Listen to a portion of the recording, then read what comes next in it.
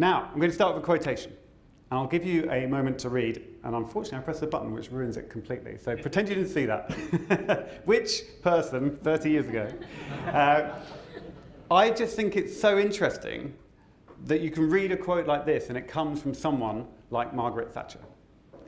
And the reason that seems surprising to us today is because we're so used now to a discussion on getting to zero and dealing with the impacts of climate change as something which is politicized.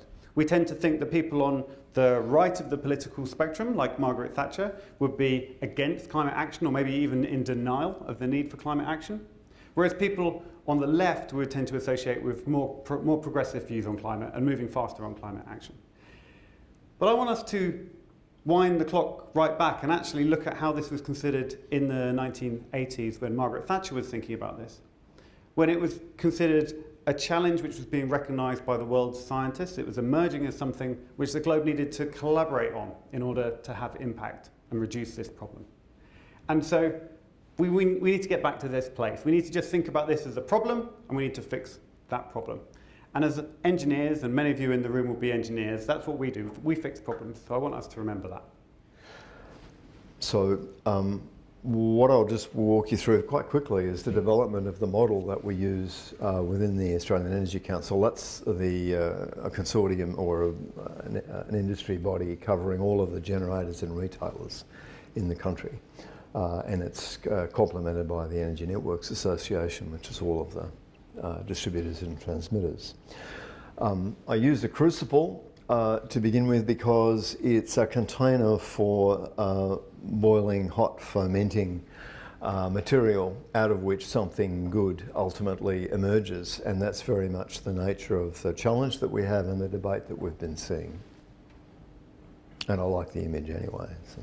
The electricity system is governed by a holy trinity of sustainability, security, and affordability. All of those elements have to be preserved or the system isn't delivering. And they're tied together. I used to use vectors, but only engineers and a handful of physicists understood what they were, so I had to go back to a triangle. They basically are tied together, and you can distort the triangle a little bit, but you can't break it. So I just wanted to share all of those with you to give you a sense of the complexity, the sense of the interrelatedness of it, and the necessity to lean in to understanding it. And I share this kind of model with people like yourselves because the more people who are able to say, it's not that simple, it's not just a political question of deciding to back coal or not, there is a very tightly interconnected system here which will only evolve in a controlled and powerful way to give us genuine renewables. The industry itself has set itself the target of 55% by 35, which is ahead of the federal government. Right. So one of the biggest things we've got to do as engineers, as people in general, for the energy transition is we've got to educate. Right? We've got to get people understanding, right, what is going on here. All right, so have conversations, share your knowledge, not information, right? Knowledge, right? Share your understanding. It's one of the biggest things you can do to make a difference. That makes sense? All right. Okay, so it's how do you get everything on the same value scale? It's called the triple bottom line, right? You must have heard of that, right? Yeah, society, environment, profit, right? All rolled up together so that we can see the greatest societal benefit. Because the reason we're in this mess, right, is because we've gone with a single bottom line, haven't we? And what was the single bottom line we've been pursuing? Profit. All right, so back to Maggie, right? And, greed is good, right? Maggie, Ronald, right, and away we go. All right, very, very interesting. So, all I will say to you, if there's one thing you take away from what I've got to say to you this evening, then as engineers, right, and I know not all of you as engineers, but I'm here speaking in the Engineers Australia Forum. As engineers, we are duty bound from the point of view of safety, aren't we? Right? And we're also we're supposed to be duty bound from the point of the environment, aren't we? Makes sense? We have professional responsibilities. My full name is Howard Keith Thomas, and I have more letters after my name than I have in it. Right? And I take those professional responsibilities really seriously. Okay? So, from an environmental point of view, we set out to minimise waste, don't we? And but what's the one waste we've never actively sought to minimise? Carbon dioxide, right?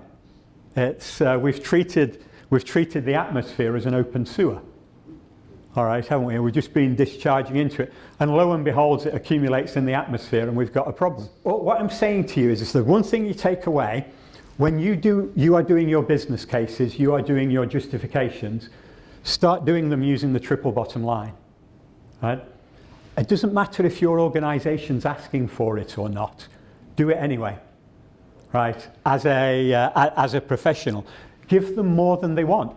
But they can still choose to extract the single bottom line if that's all they're interested in, isn't it? But the more we do that as professional engineers, the more we'll drive the point home. Do you get me?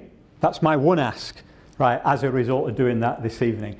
Start presenting all your justifications in triple bottom line terms. All right? And you'll get away with that. Nobody's going to penalise you for doing that. So I'm actually a petroleum engineer and also an economist by trade. But this background has been a really interesting path to take into the renewable industry. I'm really glad that I did that because the skills that I've developed are completely transferable, to be honest, which I'll share. They wanted to use that commissioning background that I had to help them bring lithium to life at Covalent Lithium.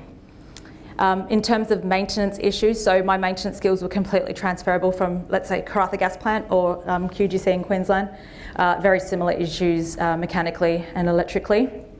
And also with spares availability, long lead times, all very similar, using similar valves, similar items like with conveyor belts in mining. So if you've got a mining background, definitely it's required in lithium. And I encourage you to join special interest groups that are out there.